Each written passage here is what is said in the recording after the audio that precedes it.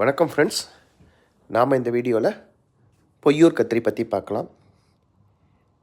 ஏற்கனவே இந்த ரகம் கிட்டத்தட்ட 1.5 வருஷமாக இருக்குது என்கிட்ட. அது கொஞ்சம் சின்ன ஒரு க்ரோ பேக்கில் இருந்ததுனால காய் அவ்வளோ திரட்சியாக வரல. இப்போ அதை இந்த மழை காலங்கள், அதாவது அக்டோபர் சமயத்தில் வேறு 18க்கு 18 க்ரோ பேக்கில் வச்சேன்.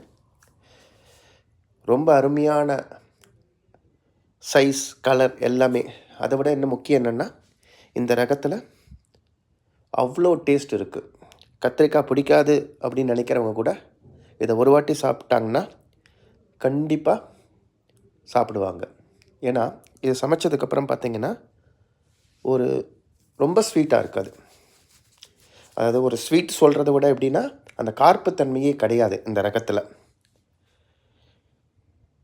மழை காலங்கள், அதாவது அக்டோபர் டு டிசம்பர், இல்லாட்டினா பனிகாலங்கள் மார்ச் வரைக்கும் இந்த நல்ல ஒரிஜினல் நிறம் வருது இதில்.